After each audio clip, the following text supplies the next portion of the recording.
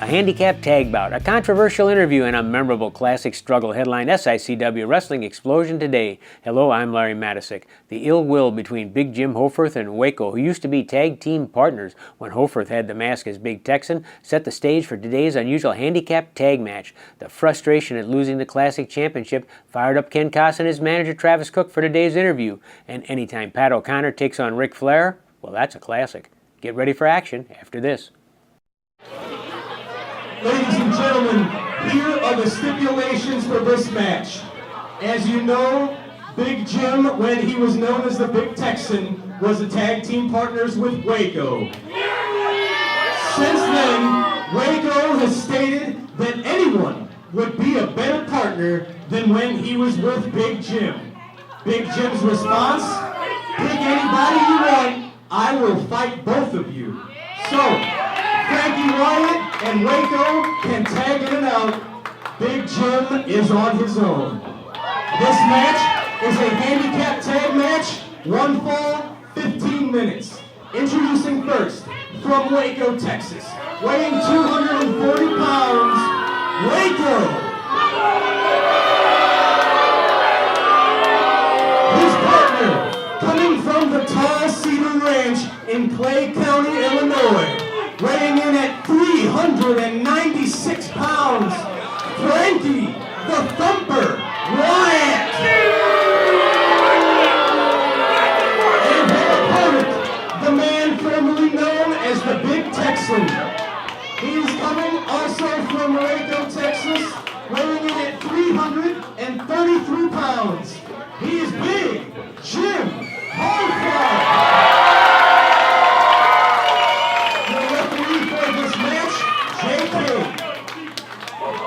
Ring announcer Drew Abbenhouse did a nice job explaining why the match is happening, the problems between Hoffarth and Waco, the things that were said, and explaining what the match is, a handicap tag bout. Sometimes nowadays I think there's some confusion about the type of handicap matches there are. This is a handicap tag. Jim Hoffarth just doesn't have a partner. He's got nobody to tag. Waco can tag in and out with Frankie the Thumper Wyatt, all 395 pounds, number 396 I heard him say, as Big Jim Hoffarth throws a punch just to keep Frankie the Thumper in line, and then he and Waco go at it. There's also a handicap match, as opposed to a handicap tag match. In a handicap match, one man agrees to beat two men, one at a time. There is no tagging in and out. He wrestles one opponent, opponent A, and if he beats opponent A, then opponent B comes into the ring, and the man who's on his own has to beat opponent B, and then he wins the match, if he can beat them both. If he loses to the first man, the match is over. If he loses to the second man after beating the first man, the match is over, and the duo wins the match. Handicap match, but this is a handicap tag, and Jim Hoffarth has nobody to tag. Waco trying to pull Jim Hoffarth out of that corner. You know, that's a bitter situation with Waco and Big Jim Hoffarth. Big Jim pounding right away on Waco. Whips Waco to the ropes, misses a clothesline. Trying cross body block, goes nowhere. Big back slam, a nice backdrop by Big Jim Hoffarth. He caught Waco, all 240 pounds, put him in the air and threw him backwards. And Waco, he wants a tag. Here comes Frankie the Thumper Wyatt, who tries to fan Waco to cool him off. Well, that was nice of him. I guess when the argument went back and forth, and Waco was pretty much given the option of picking an opponent to go against Big Jim, and to see if two men could beat one, he thought, why not pick the biggest, meanest guy I got a relationship with? And he talked to Frankie the Thumper Wyatt. Frankie, wanting to test strength. Let's see, what do we got in there right now? 335 pounds and 395 pounds roughly. That's 695. That's 720 pounds, that ring right now. Remember what happened when these guys met singles, one-on-one? They both tried flying tackles at the same time. Jay King was the referee that day, just as he is today. Jay King was in the wrong spot at the wrong time. He turned out to be a pancake. Had to call a match of disqualification because he was down and out after he got caught in the middle between Big Jim Hoffarth and Frankie the Thumper Wyatt, picking up the nickname of a character Terry Funk once played in a movie with Sylvester Stallone, Paradise Alley. Big Jim, the crowd chants. Test of strength. Big Jim getting the advantage. He puts Frankie down on one knee, on both knees. Big Jim putting Wyatt down, getting his hands down all the way to the mat. Look at that. He's got him down, pinned to the mat, and moves quickly enough. You wouldn't think a big man could do that. I'd like to see his dance moves. Man, his feet are fast. He stomped on the hands of Frankie Wyatt. And Frankie Wyatt says, "What are you doing, referee? You got to stop that." I don't think it's illegal. I don't think it's anything. So I guess it worked okay. Frankie Wyatt doesn't think so. That hurt. Frankie Wyatt slammed headfirst into the top turnbuckle, up low into the midsection. This is going to be rough and tumble. We know that because, for one thing, Waco and Jim Hoffarth have been in that ring before, and we know there's enough bad feelings there. It's not going to be scientific anytime they're near each other. And here we, of course, have Frankie Wyatt, a big chop into the chest. That hurt. The crowd heard it sizzling across the air. Once more, big crowd, East Carondelet Community Center. SICW, best fans there are. Elbow smash to the head by Frankie the Thumper Wyatt. The boot of Waco was up in the air as Frankie called for. And Big Jim Hoffarth got caught in the corner. Now both men double teaming Big Jim. And here's the problem on a handicap tag match. There's nobody that can help Big Jim. And I don't care how big you are. And don't forget, he's not the biggest man in that ring because there's Frankie Wyatt. But Big Jim Hoffarth has no help. He's on his own. And now Waco really getting adventurous as he stands up in the air, stands on the head of Jim Hoffarth, is strangling him over the second rope. And now Frankie Wyatt does the same thing to Big Jim. Jim in trouble. Got to get out of that corner. That's one thing he's got to do for sure. And that's not going to be so easy. Even if he gets out of the corner, there's not a whole lot of help. Ooh, nice forearm uppercut by Waco. Tag made to Frankie Wyatt. And he comes and drives his whole body. The elbow up there, but also driving his shoulder and his sides into the midsection of Big Jim Hoffarth. Flying mare by Frankie Wyatt. Sets Big Jim up. Oh, comes off the ring, off the ropes rather. He's flying through the air. I don't know quite what you would call that. I guess it's sort of a cannonball as he went flying through the air and launched those 395 pounds across the chest and the face of Big Jim Hoffarth. I saw Big Jim wipe his mouth and his nose. I think he was looking, am I bleeding? Because that hurt. Heard that one smack. Jim Hoffarth trying to fight back. Jim battling hard, making a comeback. He pushes Wyatt to the ropes. Arm whip reversed. Oh, and Waco. You saw it. Right there. At the right time, right place. Put that knee, right into the rib cage of Big Jim, and then Wyatt drops him. Big Jim Hoffarth, he's getting caught in between two men at one time, and it's just not working out right. Waco really engineering the match pretty well. Waco's always been a good tag team wrestler. This might be something that plays right into his hands, and a flying elbow drop off the top rope, shades of Randy Savage. Waco covers Big Jim Hoffarth, and Waco gets a pin. Last time they met one-on-one, it was Big Jim Hoffarth who got the pin. Well, today in a handicap tag match, after that diving, flying elbow drop from the top rope, Waco got the pin.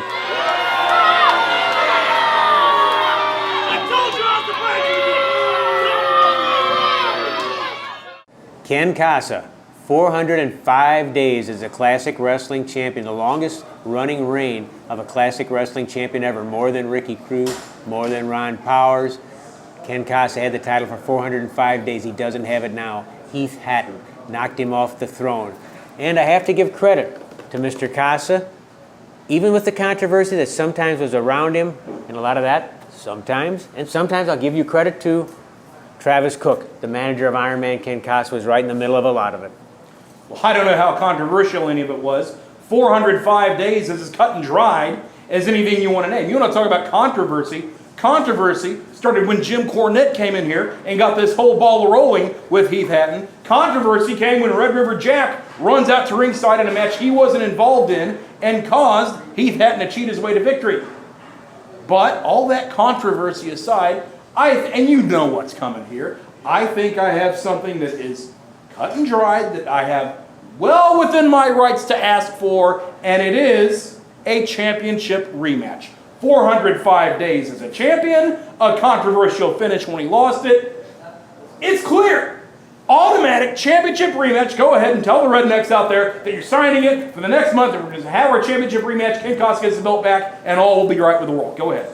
Well, first of all, nobody really knows why Red River Jack was out there, and he had nothing to do with the finish of the match. He just came out like any other leading challenger. He wanted to see what was going on. He wanted to see if Casa is still going to be the champion. He wanted to see if Hatton's going to be the champion. He was just looking to see what was going on. Oh, yes, every potential challenger interferes in ongoing matches. That's totally the right thing to do. You know why he was out there. I know why he was out there. Because he's trying to make a name for himself off of Iron Man Ken Casa and Travis Cook. Big Daddy, who'd been out of the business for 20 years, probably drunk and homeless somewhere. He comes in trying to get his career back on track, making a name for himself at our expense. We all know why they were there. But it all can be smoothed over because the greatest champion you've ever had deserves a rematch. So go ahead, tell the people out there there's going to be a rematch. Tell them the date, tell them the time, tell them the building, and let's get through this. Well, I will say, Travis, I figured you'd be asking for this, so I invited promoter Herb Simmons to join us. And let Herb Simmons talk a little bit about what he thought about Ken Casa's reign He's and really about not what he necessary. thought. Herb, come on in and join us here. Well, Larry, I'm glad you invited me in here because I was trying to get some things done here. And I'm really, I got to say, Ken, 405 days, outstanding. All the credit in the world. You probably could have went longer if you hadn't been associated with certain people, excluding, who I'm talking about. But that's beside here or there. First of all, you had years worth of sellouts because everything's got these little dicks here. Let me tell you something. I'm so upset right now over this whole situation. I can't sit down right now. And the fact that you guys are to come out here, bring me out, start asking all these questions, well, you have these silly little looks on your face and these stupid questions. Both of you guys are a conspiracy. Oh, I'm a great champ. He's a great champ. 405 days. Yeah, it was great when I was putting butts in the seat. But once we became bigger than this promotion, then everything gets rolling. And I can't even blame Heath because he's nothing but a pawn in this chess game. But you know what? The king wants his belt back. I don't need to hear anything else. When is the day? Yeah, just right now, the rematch already. Right now, Heath Hatton is the king of the mountain. He is the champion. Title that you held for 405 days. Keith Hatton will probably try to beat that record. And as Larry knows and as all the fan knows, we pride ourselves on old school wrestling here at SICW. So, Larry, I think what we're going to do is we are going to grant a championship rematch. It took you long enough to get around to saying it. Jeez.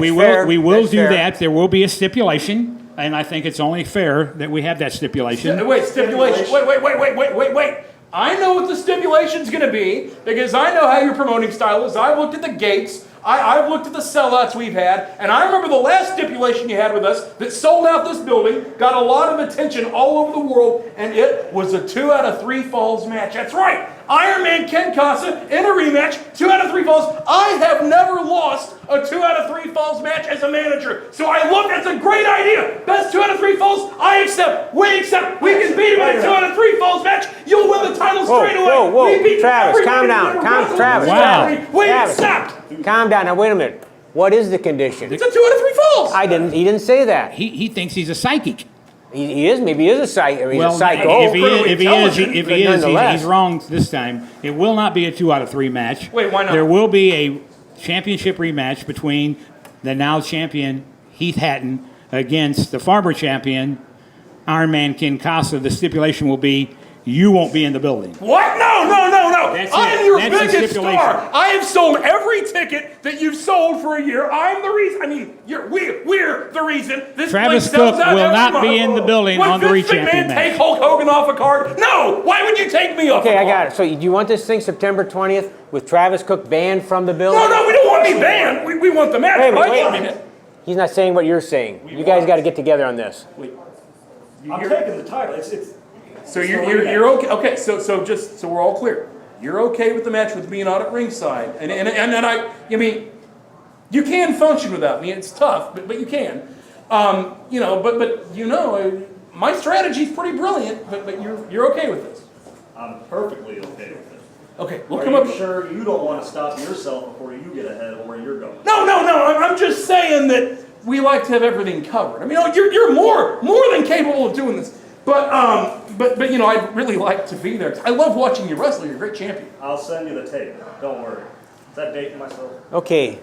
Now have we got this. Let's see. Have we got this straight? September 20th, East Carondelet.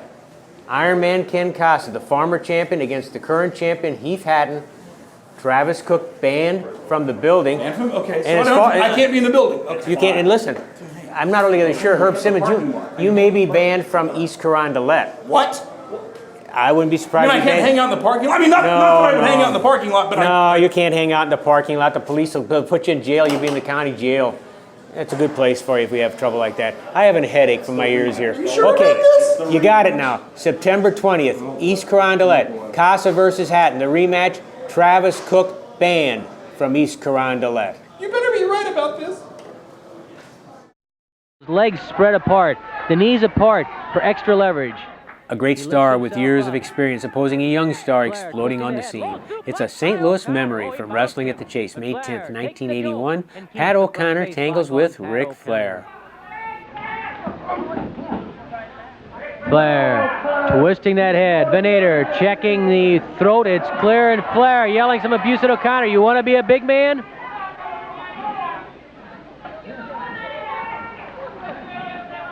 Flair trying to force O'Connor down. O'Connor takes a knee drop to the back of the head.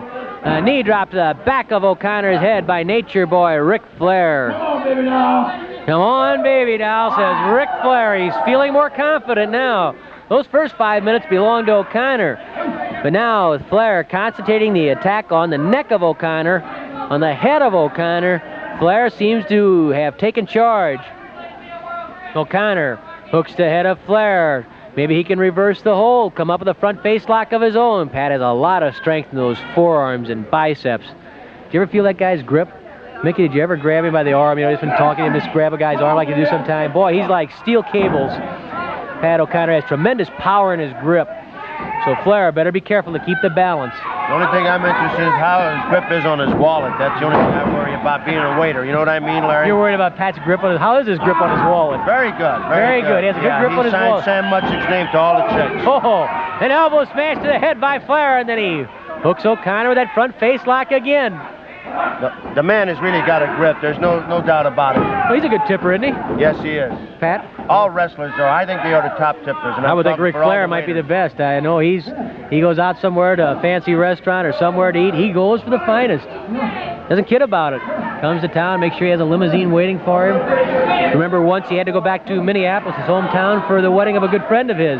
He had to wrestle that night, so he chartered his own jet to go from Charlotte, North Carolina to Minneapolis, had the jet wait for him at the airport in Minneapolis, went to the wedding, attended the reception briefly, then flew back to Charlotte, North Carolina for a main event that night, and won. That's Ric Flair. He does it with style, my friends. That's what you call a classy guy. Forearm smash by Nature Boy Ric Flair. He pounds on Pat O'Connor.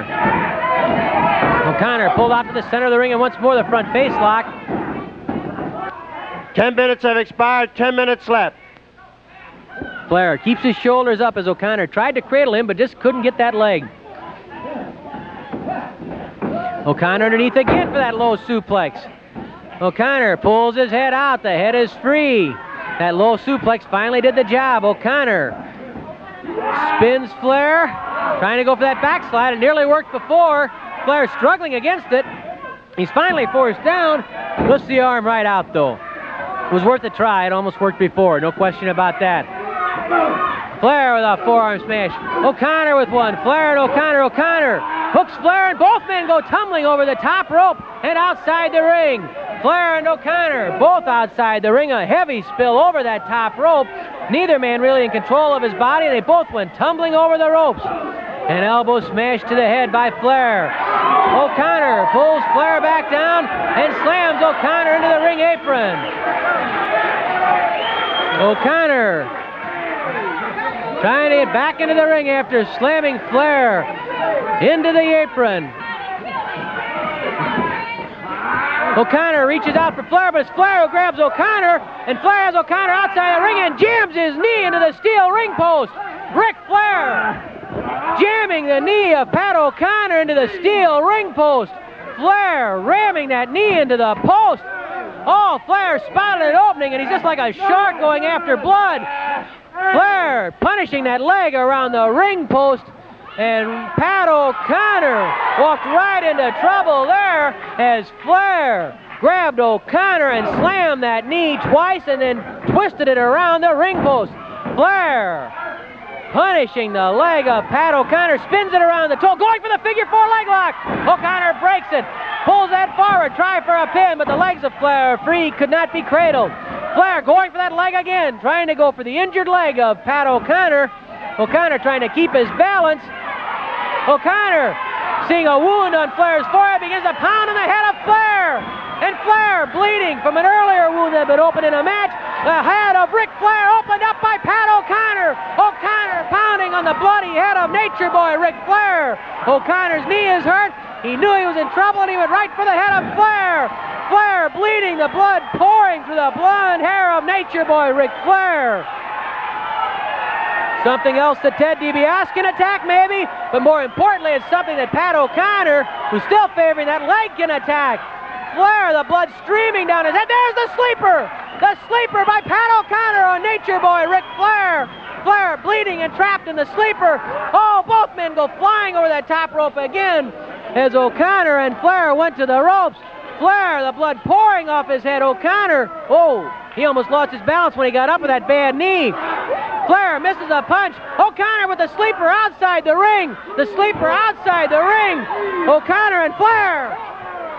O'Connor with the sleeper. Oh, O'Connor jammed backwards. O'Connor jammed backwards into the steel ring post. The bloody Ric Flair. He's going for the figure 4. Flair with the figure 4 on O'Connor outside the ring. The bloody Ric Flair with the figure 4 on Pat O'Connor outside the ring. The referee counting on both men. He's up to 15, 16, both men being counted on. Flair, the blood streaming down his face. The count's up to 19. Flair's in the ring. O'Connor with the injured knee is outside the ring. And Nature Boy Ric Flair has the victory. O'Connor counted out outside the ring. O'Connor has been injured, slammed backwards into the steel ring post, and then Flair applying the figure 4 leg lock outside the ring. O'Connor has been hurt.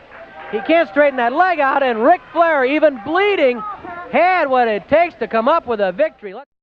How desperate was Travis Cook to get his client Iron Man Ken Casa back into the ring with the Classic champion September 20th in East Carondelet? Of course, there was even some heat between the two of them because of how badly Casa wanted the opportunity, but think of it. Travis Cook banned from East Carondelet when Casa tries to regain the title September 20th. Promoter Herb Simmons drew a line and Cook had to accept a hard decision. A surprise result in a handicap tag, a tremendous memory in a classic bout. All in all, another great show for SICW Wrestling Explosion.